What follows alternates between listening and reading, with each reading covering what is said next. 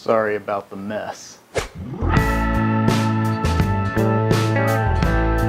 What's up guys, I'm James, also known as Just Some Nerd, and in this video we're going to be talking about a prop from one of the most infamous scenes in all of Star Wars. And I'm of course talking about the scene where Han shoots Greedo in the Mos Eisley's Cantina bar.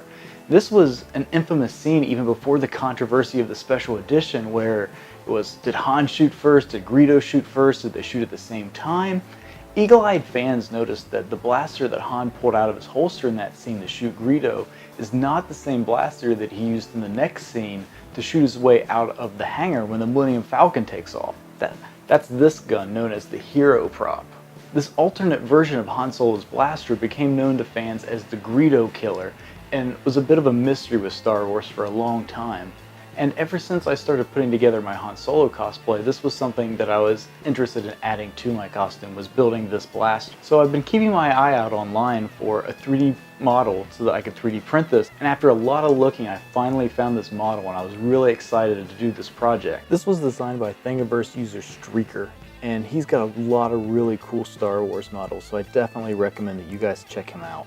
And now I'm going to bring it in to cure at a slice. Now my printer settings for this and pretty much all of my PLA print are 0.2mm layer height, hot end temperature is 200, and my print bed temperature is 60, and my print speed is 50 with 30% infill. I'm printing all of these parts on my CR10S. Once I printed all the scope pieces, I realized that they were kind of large, and that left me with the dilemma where I could either scale those down and print them again, or I could scale up the body parts to fit the larger pieces. So what I decided to do was scale up the body parts to 110% so that they would fit the larger pieces. So this blaster is going to be a little large probably when it's finished. The prop used in the movie didn't fit in Han's holster anyway, so I'm not really concerned about it being too big to use for my cosplay. Now this model only has the scope and the flash hider and the add-on parts, so we're going to have to use something else for the body. So what I decided to use for the body of the gun part is the model by Jace1969 on Thingiverse. Now this is for an Empire Strikes Back style blaster, but I still think it'll work really well to fit these Greedo Killer parts on it. I also think that these would fit the Airsoft Mausers that I've talked about in my other videos really well. So for the grips, we want them to look like wood, so I'm going to print them with a wood fill PLA. This prints pretty much the same way as regular PLA, just with a wood look to it. I'll put a link in the description to what I used. Now that we have all of our parts printed, it's time to start smoothing away those print lines, and we're going to do that by sanding a whole bunch. I like to start with 100 grit sandpaper to kind of knock off the harshest lines, and I think that kind of makes it easier to sand in general. And then I'm going to go in with 220 grit sandpaper to smooth it down even further. Before I do the primer, I'm going to glue a couple of the parts together. I'm going to go ahead and glue the barrel onto the top part of the body. I'm using a 5-minute epoxy for this, so I'm going to put it in a vise and let it cure. I'm also going to use some spot putty to fill in the seam line where the barrel connects to the gun.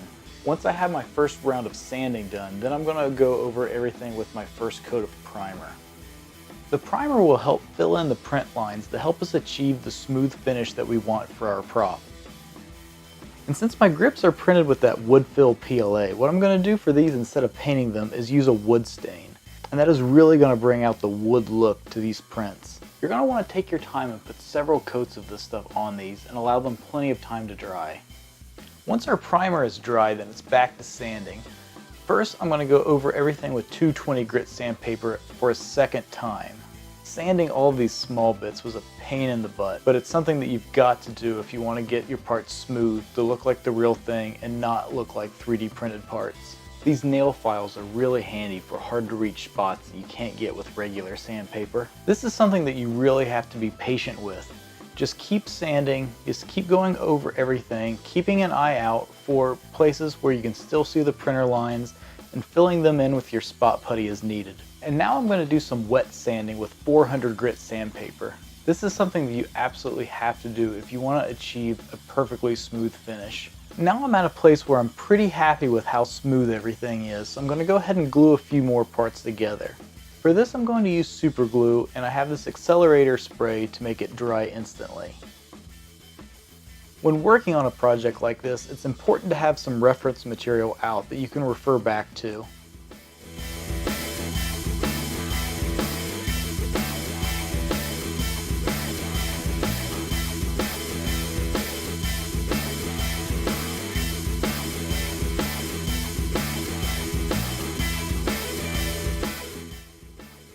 here's my progress so far now that I have the scope and most of the body parts glued together. And before we do any actual painting, I'm going to do another coat of primer over everything.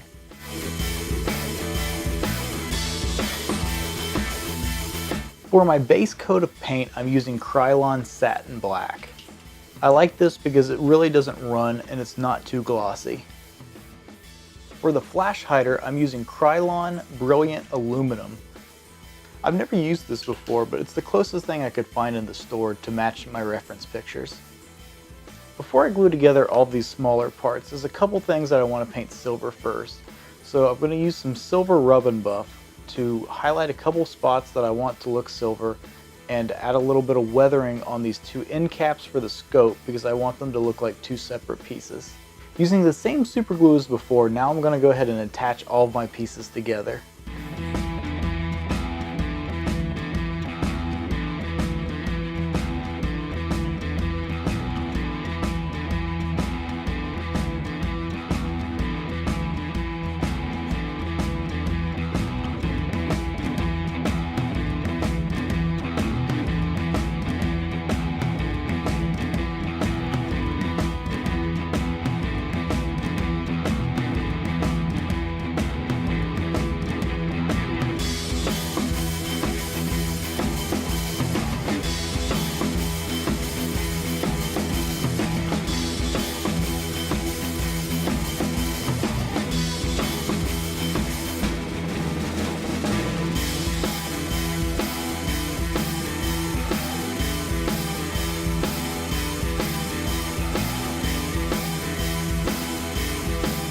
Looking at my reference pictures, I see that there are several flathead screws holding the scope onto the body. I found these screws in my workshop that fit pretty good, so I'm going to use these. I'm going to use the drill to put holes in the gun, and then I'm just going to screw these in like regular screws. The screws should be enough to hold these in, so I don't think they need any more glue. Before I add the flash hider and the grips on, I'm going to go over everything with one more coat of black paint. I'm going to use some rub and buff again to brush on some highlights and some details onto the body and the scope of the blaster. To add a little bit of weathering to the flash hider, I'm going to use some burnt sienna paint, which is a really good paint to make things look kind of rusty. I'm just going to dry brush some of that on and then dab it off with a paper towel. This should hopefully give it a little bit of a rusted look. And now I'm using some more super glue to attach the flash hider, and using the same super glue to attach the grips.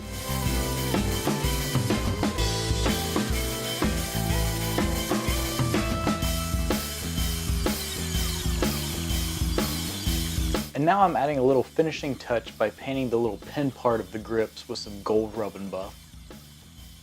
The only thing left to do now is to go over everything with a clear coat.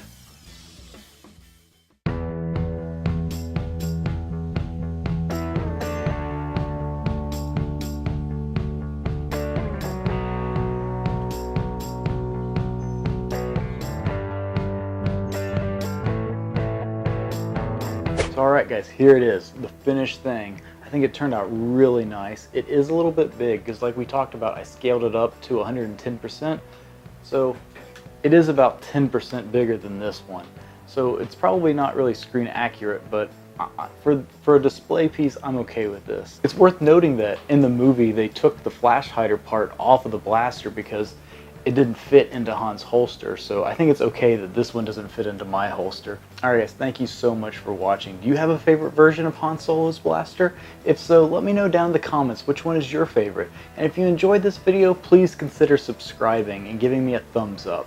You can also follow me on Facebook, Instagram, and Twitter. And until next time, may the Force be with you.